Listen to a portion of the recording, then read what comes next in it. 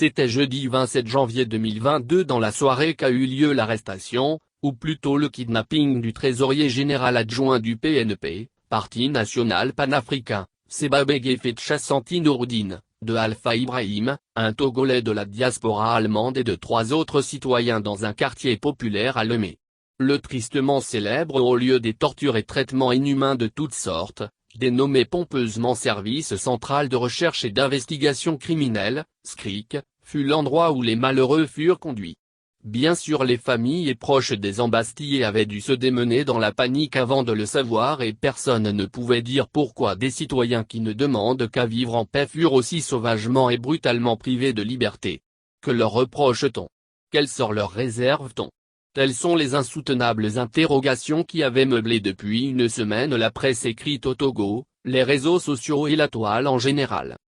Nous apprenons aujourd'hui jeudi 3 février 2022, 8 jours après cet énième enlèvement de Togolais que les 5 nouvelles victimes de la dictature Gnassingbé sont déférées à la prison civile de Lomé. Au Togo, de sinistres personnages autour de Fort Gnassingbé, croyant avoir le droit de vie, de liberté et de mort sur les autres citoyens, décident sur un coup de tête, pour des raisons de conservation du pouvoir, donc pour leurs intérêts personnels, du kidnapping de Togolais avant de leur chercher un chef d'accusation.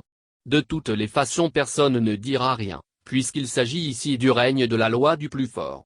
Les décideurs du pouvoir togolais viennent de terminer l'invention des délits contre des citoyens enlevés manu militari.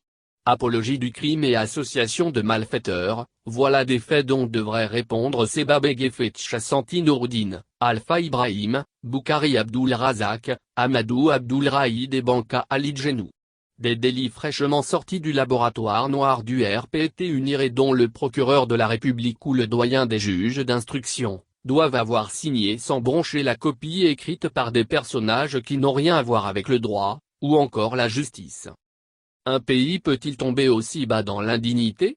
Est-il encore utile ou nécessaire de continuer à étudier le droit à l'université, quand ce droit ne sert plus le droit des citoyens?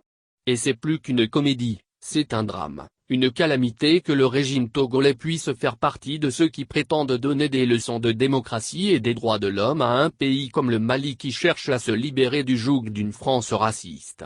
Fort Gnassingbé a-t-il fini de faire ses devoirs de maison? En a-t-il même conscience? Depuis le 19 août 2017 où le Parti national panafricain, PNP, a fait changer la donne politique en redistribuant les cartes au sein de l'opposition togolaise, le pouvoir togolais, ou mieux la dictature des Gnassingbé de père en fils, démystifiée, ne sachant plus à quel sein se vouer, s'était remise à faire ce qu'elle sait faire de mieux, semer la peur, la terreur, la désolation et la mort au sein des populations, seule légitimité dont ce pouvoir peut se prévaloir. Pire, l'instrumentalisation tribalo-ethnique, déjà expérimentée au temps du père, est redevenue l'arme favorite, l'arme des lâches, pour espérer reprendre la main. Parmi les plusieurs dizaines de prisonniers politiques, arrêtés ou enlevés pour des raisons fantaisistes, et dont plusieurs sont déjà morts, plus de 80% ou plus appartiennent à un groupe ethnique. La consonance des noms des 5 personnes enlevées jeudi 27 janvier 2022 en dit long sur l'intention du pouvoir Gnassingbé. D'après nos informations depuis Lomé, présentées hier dans l'après-midi au procureur et au doyen des juges d'instruction et ramenés au SCRIC, les désormais 5 nouveaux prisonniers politiques sont déférés jeudi matin, le 3 février 2022 à la prison civile de Lomé, où ils sont pour le moment isolés des autres incarcérés pour cause du coronavirus. Au lieu de libérer tous les Togolais emprisonnés depuis plusieurs années pour des raisons politiques et dont plusieurs sont malades, d'autres viennent s'y ajouter pour les mêmes raisons politiques. Pourrait-on faire de la démocratie dans de telles conditions? Et que disent les rares partis politiques restés sur le terrain, dont le mutisme étonne plus d'un et qui se disent encore de l'opposition?